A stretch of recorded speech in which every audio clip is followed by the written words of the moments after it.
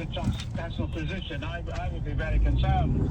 I mean, he certainly meets the criteria. I mean, I've known this for a long time, and I've got a copy of his niece's book, Mary Trump, who's spoken at LBC 2 or 3 times, and she's written a book about her uncle, and she's a clinical psychologist, and she talks about his narcissistic personality disorder, and there's another major disorder. I mean, there's a mental health condition, but there's an even more severe mental health condition, and it's what's called, according to the DSM-5, which is the American Diagnostic and Statistical Mental Classification of Disorders, mental disorders, is antisocial personality disorder. And I'll just describe what exactly that is.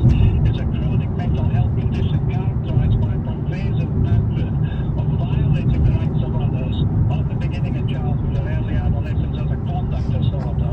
He certainly had that. I've researched this, and his own father placed him in the New York Military Academy, and he actually, Donald Trump excelled there, particularly in sport. But what individuals with this ASPD, antisocial personality disorder, commonly exhibit is manipulative, impulsive, and aggressive behavior, along with a distinct lack of remorse for their actions. You know, they don't apologize. But on top of all that, you have what Lord David Owen in his book called Hubris Syndrome, and it was mainly about Tony Blair and George W. Bush, how they felt empowered to go to war in Iraq. And hubris is really a kind of excessive use of power, and a kind of gradual feeling that, you know, you've got power and you want to, you know, you want to use it come what may. To use it more. Well, it was interesting. It's interesting you say that, because there was a press conference recently, or a statement made by Donald Trump. Let me just remind myself, was it just before? It was before they bombed Iran, and it was while all that build-up was happening, and the rhetoric was happening, but crucially so were the talks still happening. Yeah.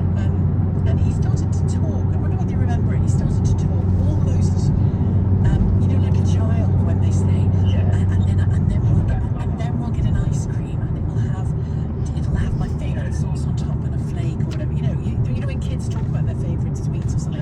He had that kind of glee as he was talking about America's military power, and he was saying there are some things we've got I can't even tell you about. You should see them, and I was just thinking, oh, this guy's itching to use them, is what I thought when I saw that. Well, yes, and I agree with all of that. And I mean, there's no diplomacy. I remember sending Nick Ferrari a text a week or two ago. If I read it, and I said, the man doesn't have a diplomatic code in his body. Well, I'm actually wrong about that, because he can be diplomatic. But, you know, there are too many times when he's not diplomatic, and he uses very offensive language. And that example of what he said to the Prime Minister of Japan, I mean, I was just cringing with embarrassment. I mean, I was just thinking, you know, I think it is okay. I think it's funny. But I'm just thinking, can we imagine one of our prime ministers? I mean, we could probably imagine